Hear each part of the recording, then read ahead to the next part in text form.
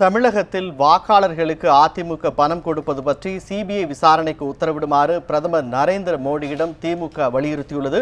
இதுகுறித்த கூடுதல் விவரங்களை நமது செய்தியாளர் ஸ்டீஃபனிடம் கேட்கலாம்.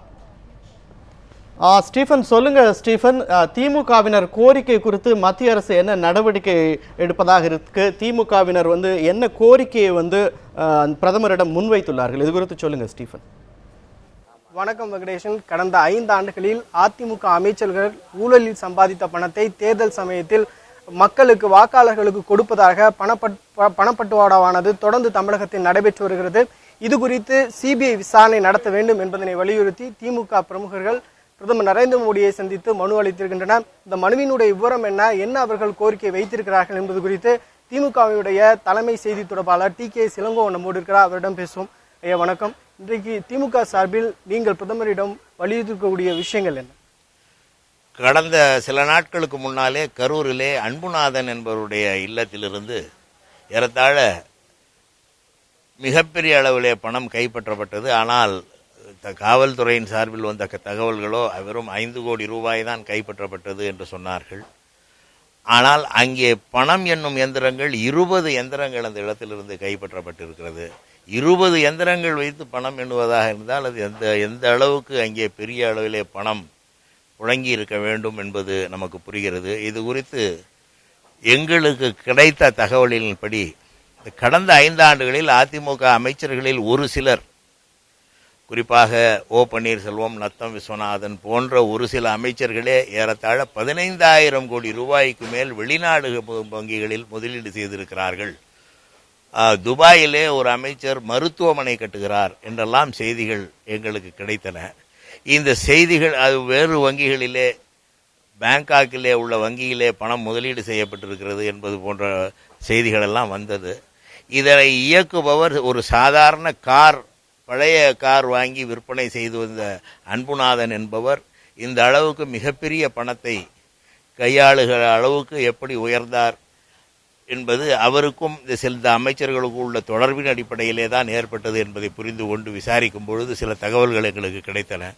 அதிலே மிகப்பெரிய அளவுள்ள பணம் கருப்பு பணமாக வெளிநாடு வங்கிகளிலே முதலீடு செய்யப்பட்டிருக்கிறது என்ற தகவல் வந்தவுடன் பிரதமர் அவர்கள் பலமுறை தன்னுடைய தேர்தல் நேரத்தில் ஆகட்டும் அதன் பிறகாகட்டும் கருப்பு பணத்தை வெளிநாடுகளில் பதுக்கி வைக்கப்பட்டிருக்கும் கருப்பு பணத்தை வெளியே கொண்டு வருவோம் என்று நாடாளுமன்றத்துக்கு உள்ளேயும் வெளியேயும் அவர் அளித்த வாக்குறுதிகளின் அடிப்படையில் இதை ஒரு மனுவாக அவரிடம் கொடுத்து இதனை விசாரணை செய்து இந்த பணத்தை கண்டுபிடித்து குற்றவாளிகள் மீது நடவடிக்கை எடுக்க வேண்டும் என்ற கோரிக்கையை இன்றைக்கு மனுவாக கொடுத்திருக்கிறோம். ஏற்கனவே தேர்தல் ஆணையத்தில் திமுக சார்பில் தொடர்பான மனுவானது அளிக்கப்பட்டிருந்தது.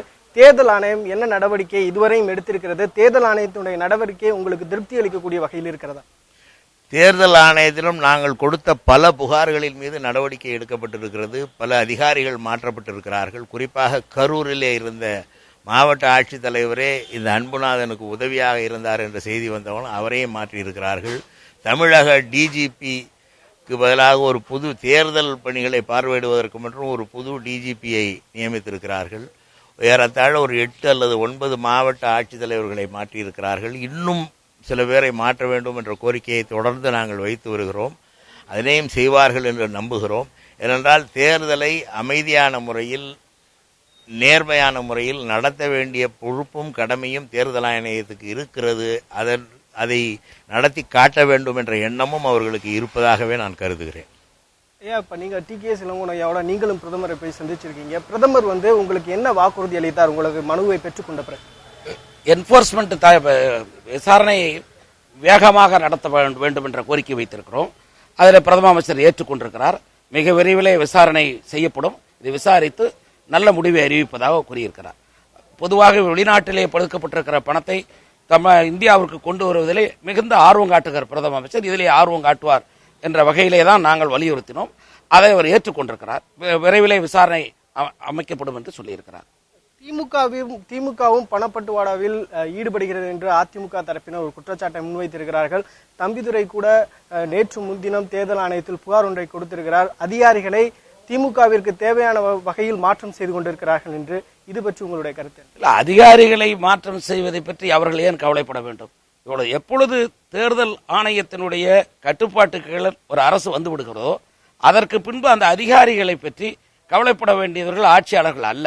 ஆக அப்ப அவர்கள் கவலைப்படுகிறார்கள் என்றால் அவர்களுக்கு சாதகமாக நடப்பார்கள் என்ற எதிர்பார்ப்பு இருந்திருக்கிறது என்பதுதானே தெரிகிறது.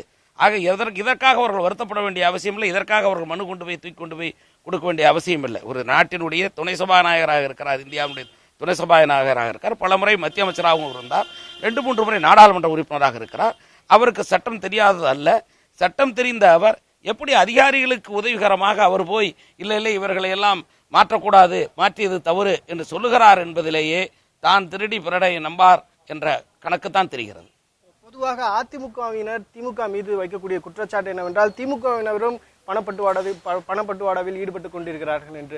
அது பற்றி உங்களுடைய கருத்து? அதற்கான எந்த ஆதாரத்தையும் அவர்கள் இதுவரை சொல்லவில்லை.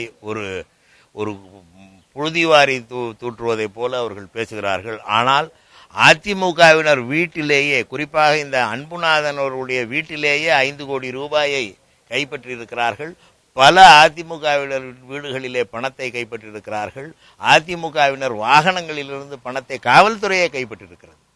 ஆனால் திமுகவினர் மீது அது போன்ற குற்றச்சாட்டு எதுவும் இல்லை, இதுவரை சொல்லவும் இல்லை, ஆதாரமும் இல்லை. நாங்கள் அவர்கள் மீது ஆதாரத்தோடு குற்றச்சாட்டு சொல்லுகிறோம், அது பொறுக்காமல் அவர்கள் எங்கள் மீது புழுதி வாரி தூற்றுகிறார்கள்.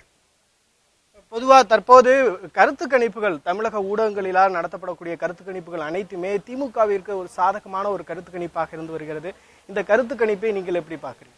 இதுக்கு மக்கள் எண்ணம், இந்த ஆட்சி அகற்றப்பட வேண்டும், இந்த ஆட்சி நீடிக்க கூடாது, இது தமிழகத்தை மிகவும் பொருளாதார ரீதியாகவும் அனைத்து வகையிலும் பின்னுக்கு தள்ளிவிட்ட ஆட்சி, ஊழலை தவிர இந்த ஆட்சியிலே வேறு எதுவும் இல்லை என்று மக்கள் கருதுகிறார்கள். அனைத்து தரப்பு மக்களும் இந்த ஆட்சியினால் பாதிக்கப்பட்டிருக்கிறார்கள்.